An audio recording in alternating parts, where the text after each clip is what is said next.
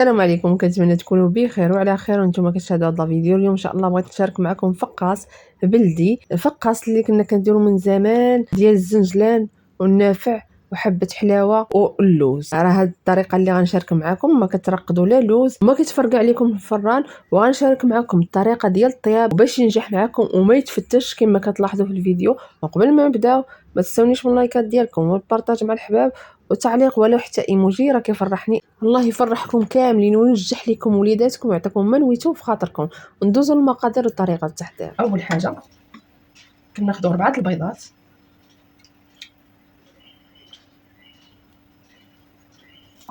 ونضيف عليهم كاس ديال السكر،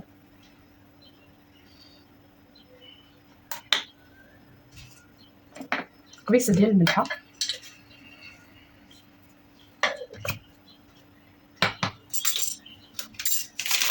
كيس ديال الفانيلا. الا كان عندكم ديال زهره البرتقال ديروا، انا ما عنديش، كافيت غير بغينا. نخلط هاد البيض مع السكر. تقدروا ديروا كلشي في الخلاط، انا درت هكا على حسب الناس اللي ما عندهمش باش يخلطوا.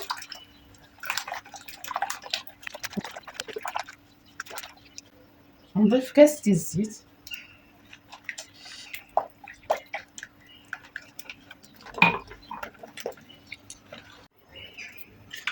غنضيف 3 معالق ديال المزهر،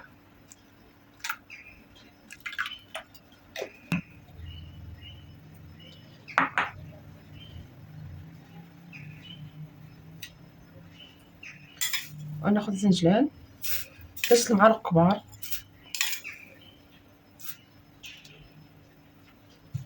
هاد الزنجلان هذا منقي فقط ومحمر ما والو، ومعلقه كبيره ديال نافع حبه حلاوه، وهنا خديت شويه ديال العنب مجرشو او زبيب. وهنا هذا اللوز، هذا اللوز هذا راه غير مسوح صافي، ما رقدتو ما حتى حاجه. بالنسبه للفلو انا كنستعمل فلو كراميل، كيعطي اللون يعطي المذاق زوين. فنخلط هاد المكونات مع بعضياتهم مزيان، وعاد نبدا نزيد في الدقيق. غنبدا نضيف في الدقيق بشويه بشويه.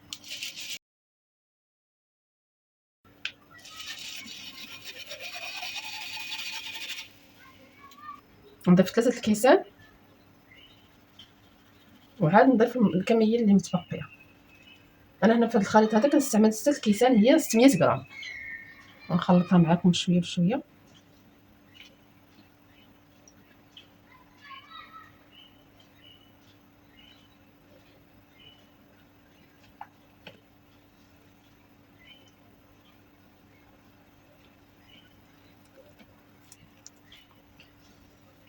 الا بغيتو فقاص بريستيج اللي معمر باللوز والكركاع والمشماش، راه درتو لكم في العيد ديال رمضان، راه مخلياه لكم في القناه. حتى هو ساهل وزوين كيجي، غير انا ما درتش فيه مكسرات بزاف. لو بغيتو تزيدوا مكسرات راه باش كيعطيو هذاك الجماليه وكيجي داك الفقاص ملكي. صافي دخلت دوك 3 الكيسان،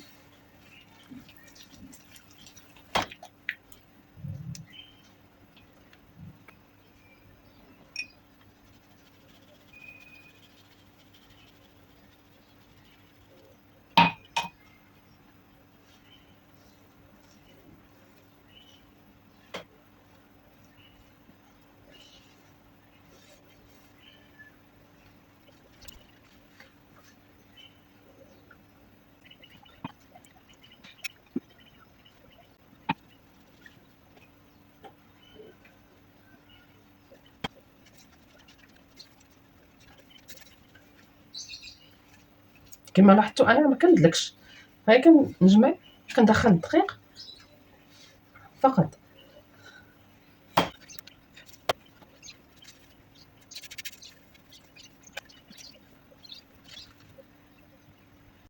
صافي هنا درت 5 الكيسان، غنزيد دابا السادس هو 600 غرام.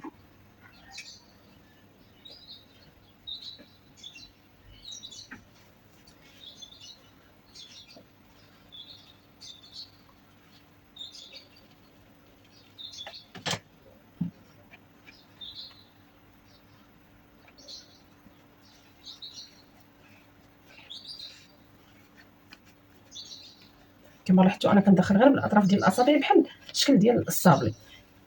الحلوى كلها بحال هكا كنخدمها باش كتجيني هشيشه، حتى الفقاس اللي خدمته بحال هكا ما كيتفرقعش لكم نهائيا.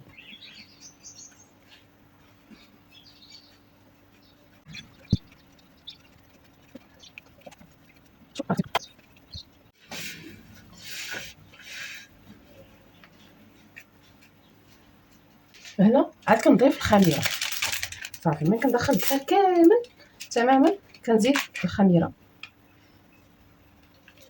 8 غرام، حيت الا درتوها من الاول كتفاعل لكم وكتولي العجينه مشقه.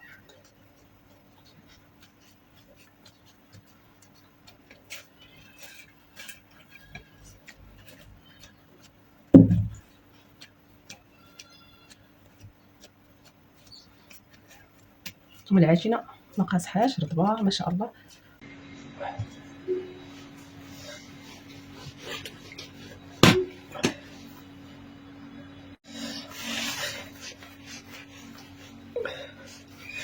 نحاول انا نكرولي كنحربل فيهم وكنقاد في هاد القنيتات هذا بحال هكا.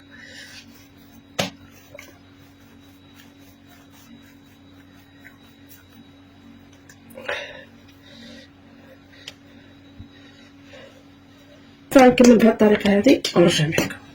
المهم البنات ها هو كما شفتوا الصلصه ديال البوده شي بين هكا. نحاول نضغط عليها واحد شويه بحال هكا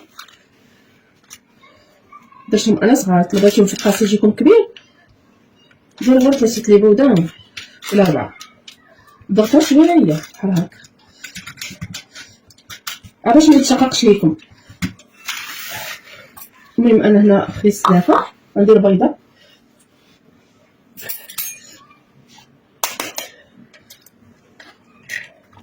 درت بيضه كامله. قطعه سريعه التوابل نديرو حتى الكاكاو حتى هو مزيان.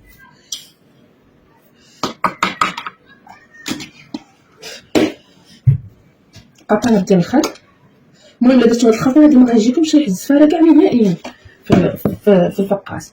وغنزيد واحد النقطه ديال الماء الزهر.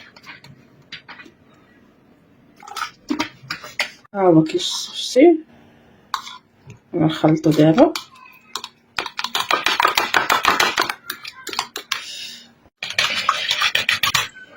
دابا الفران راه طافي، الفران طافي حتى كندخل ليه الفقاس عاد كنشعل عليه.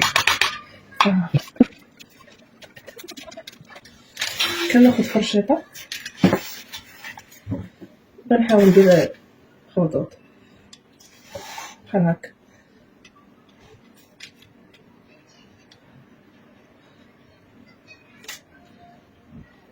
كيبقى لكم الشكل اللي بغيتو نتوما ديروا به. المهم ديروا خطوط بحال هكا باش كيجي هذا الفقاس ديالكم مزيان ماشي.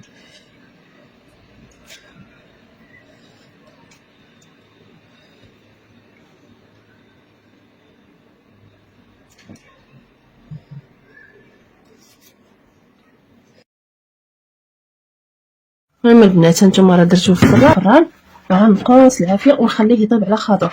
غير يطيب لينا باش يدخل ليه الطياب ديالو مزيان نقصوا العافيه مزيان وخليوه يطيب. ديما الفقاس كيبغي الفران يكون بارد عاد تشعلوا عليه. كما شفتوا انا جبدته دابا غتحمر من التحت. تحمر من التحت خاصنا هانتوما كيفاش كيولي من التحت غير تحميره خفيفه حيت راه مازال غيطيب. هانتوما ما كيتفرقع ما حتى حاجه. دابا غنشعل عليه من الفوق تحميره خفيفه ثاني من الفوق. شفتوا هانتوما نقص عليه حتى هو النار صافي. انا طفيت لتحت غنشعل الفوق غير تحميره خفيفه ونحيدها نحطو حتى بعيد على النار غير تحمر واحد شويه. نتوما ما كيتفرقع ما والو ما كيطابق ما حتى حاجه كيبقى كما دخلتو كيبقى. غير تبعوا الطريقه كما قلت لكم ما تدخلوش الفران يكون سخون يكون بارد ونقصوا العافيه حتى يطيب لكم شويه من هنا صافي. وشعلوا لي العافيه من الفوق صافي.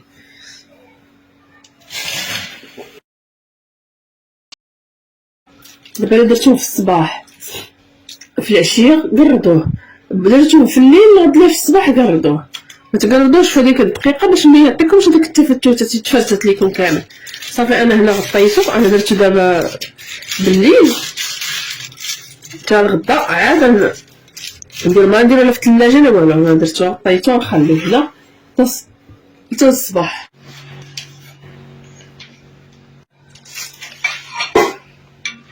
خليته برد تماما كما خدمته انا بالليل، خليته حتى الغد ليه في الصباح. عاد بديت كنقطع، ضروري يكون موس ماضي اللي غتقطعوا به باش ما كيتكسر لكم ما كيتفرتت.